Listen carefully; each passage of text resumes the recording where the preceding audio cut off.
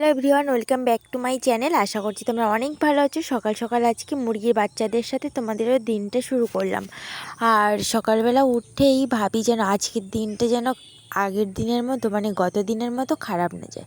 সত্যি যে দিনটা আসে না নতুন নতুন, যেন মনে হয় যে সত্যি আজকের আমার জীবনে হয়তো অন্য নতুন কিছু ঘটবে।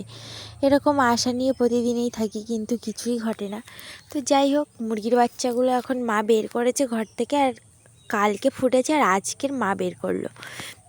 একদিন পুরোটাই ঘরে ছিল, আর খুবই ছোট্ট ছোট্ট বাচ্চা, তার জন্য চারিদিকে কাক বিড়াল ঘুরে বেড়াচ্ছে চারদিক থেকেই। আর বাচ্চাগুলো বের হতে না হতেই কাক দেখি গাছের মধ্যে কা কা করে ডাকছে, আর বাচ্চা নিয়ে তো চলে যায়, জানো তো, কাক বাজ পাখি কত বাচ্চা আমাদের নিয়ে আগে চলে যেত। তো মা অনেক বছর বাদে মুরগি বসিয়েছিল ডিমে, আর ডিম ফুটিয়ে বাচ্চাও হয়ে গেছে। প্রায় 22 থেকে 23 দিন পর মুরগির বাচ্চা ওঠে। তোমরা হয়তো অনেকেই জানো, অনেকেই জানো না। তো যাই হোক, এটা হচ্ছে আমাদের দেশি মুরগি, কোনো মেশিন থেকে ফোটানো বাচ্চা নয়। তারপর মা এদিকে দেখতে পাচ্ছ কাঁকড়াগুলো আমাকে দিতে বলেছিল বের করে বালতির মধ্যে, কিন্তু আমি তো পারছিলামই না, এক হাতে কাঁকড়া এক হাতে ফোন। তো আমার মা বলছে বারবারই, জানিস তো তোর ওই ফোন ফোন করেই কিন্তু তোর পাটা ওইভাবে গিয়ে পড়ে গেছিলিস, মনে আছে? তো এরকম বারবারই সাবধান করে, কিন্তু ফোন তো তোমাদের সাথে ভিডিও তো আমার শেয়ার করতে হয়, সেই জন্য আর কি সব বাধা বিপত্তি ছাড়িয়েই কিন্তু আমি কাঁকড়াগুলো ঢেলে নিয়েছি। আর কাঁকড়াগুলো মা যখন কাটবে তোমাদের শেয়ার করব। খুবই ছোট ছোট, তাই বলে একেবারেই চিতি কাঁকড়া সাইজে নয়, তবে এটা খাওয়ার মতনই চলে যাবে।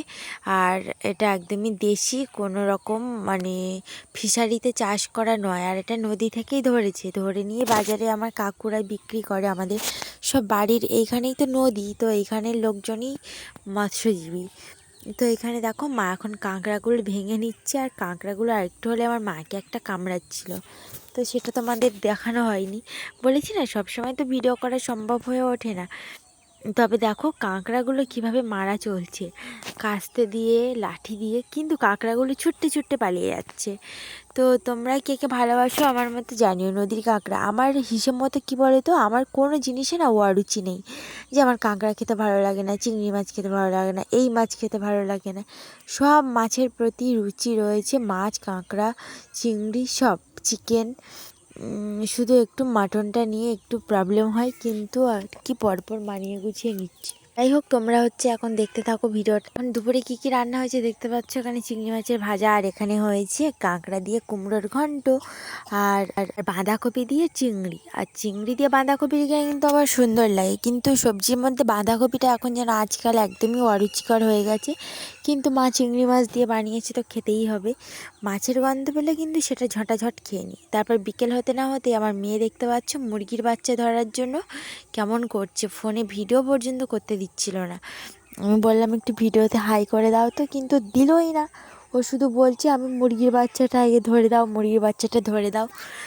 বসে রয়েছে মুরগির বাচ্চাটা কি করে ধরা যায়, ও আর কি সুযোগ খোঁজে। যখন বাচ্চাটা ওর দিকে চলে আসে না, ও ফুরুত করে বাচ্চাটাকে কোলে নেওয়ার জন্য বসে থাকে চুপ করে।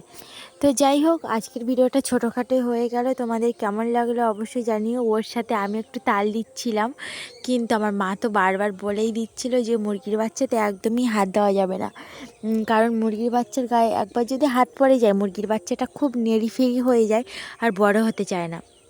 তাই জন্য মা দেখো বেগুন গাছের মধ্যে একটা নেট দিয়ে কত সুন্দর ঘর বানিয়ে দিয়েছে, আর ওরা চুপ করে ওর মধ্যে খেলছে, খাচ্ছে ওর মায়ের সাথে। ছোটোবেলাতে মা ছাড়া তো সবাই পাও তো চলতে পারে না, আমরাও যেরকম, আর মুরগি থেকে সকল প্রাণী পশু পাখি সবই একই রকম। তো মা দেখছি এখানে দেখো মাছ কেটে নিয়ে রেখে দিয়েছে, আর এটা হচ্ছে মৃগেল মাছ, আর মৃগেল মাছটা হচ্ছে মা এখনই কেটেছে, এবার ভাজবে আর রান্নাটাও হবে। তো আজকের ভিডিওটা এই পর্যন্ত, দেখা হচ্ছে কাল। তো